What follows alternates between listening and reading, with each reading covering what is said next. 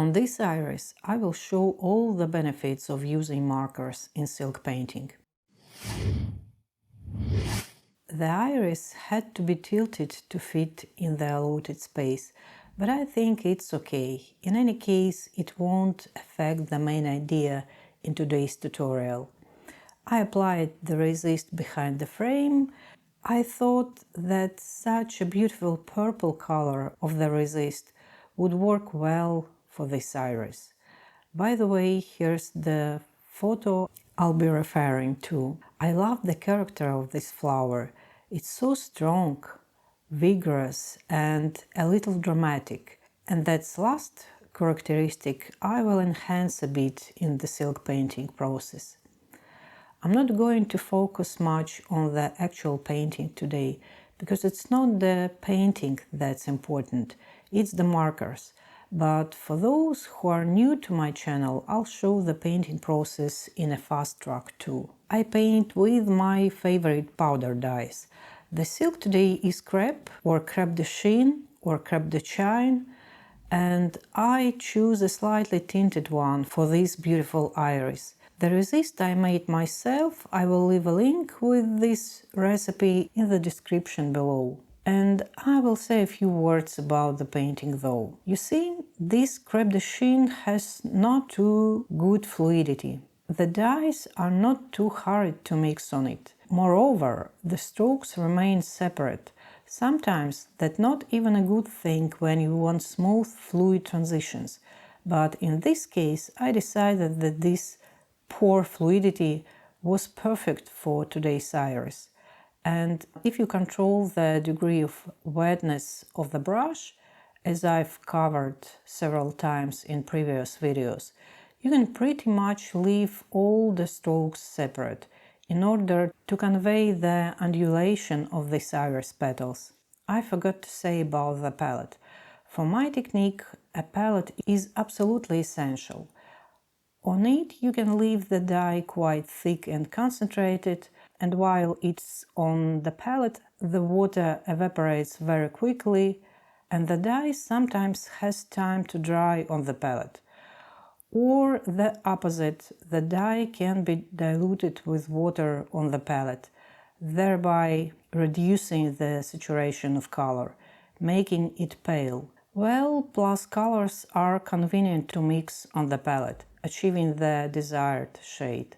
As you can see, all the fairness of this iris can be reproduced thanks to the individual strokes, which in turn are created first thanks to the control of the wetness of the brush, and second, due to the fact that this silk is not designed for painting silk. So it has a special factory treatment, so the paint is not really spread on it. But if I have washed this silk, the situation would be different and the dyes would spread faster on this silk. I have another iris on my channel, lyrical in contrast to this one. You might be curious to see how it was painted. As always, it would be great to see your reactions, because any kind of feedback matters, and thank you for those who respond. That's very important to me. I will show the painting of the background in a very accelerated mode, and then we'll get to the markers.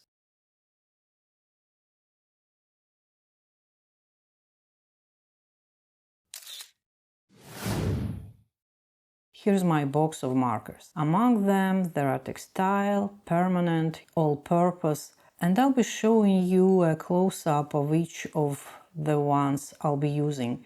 I don't think the brand is that important though, because what's more important is the color and how the marker spreads on the silk. This one has a fairly wide tip, and if you put it against the silk and hold it, it spreads a lot. This one is also blue, but thinner, and you can use it for thin veins. And you get very beautiful and maybe even elegant veins. I think it's desirable to vary their length direction, thickness, so that this detailing was alive and different. And this is a pretty fresh marker, and the line turns out very saturated. I'll show you later how semi-dry markers behave. You might ask if you can use not only textile markers, but also permanent and all-purpose markers. You know, my years of experience shows that yes, they tolerate steaming dyes and washing and ironing quite well. Otherwise, I wouldn't be showing them to you.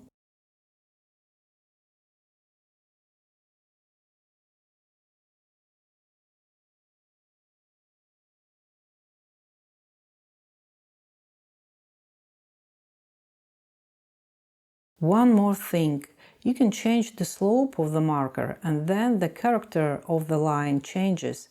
The line gets split. Or you can barely touch the tip of the marker to the silk and the line becomes thin. With only one marker you can create a variety of the detail.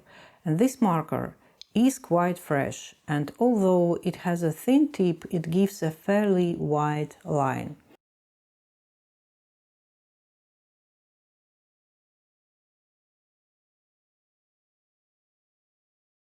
And this marker has been in my books for quite a while now, and it's dried up a bit, and it gives pretty delicate pale lines, which I like.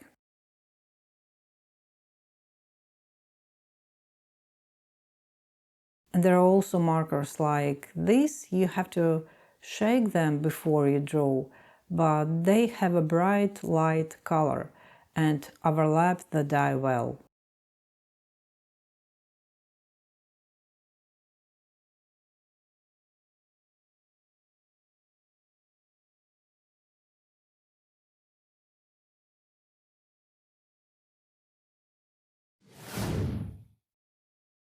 You can use markers for the background too. As you can see, markers can have a very wide range of uses in silk painting. The main thing is that the diameter and color are suitable.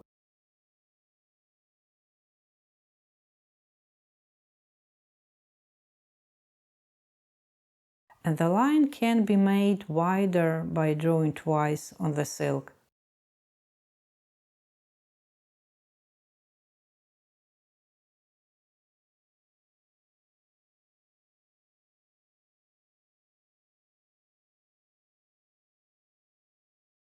And you can draw not only leaves and stems, but for example a bud.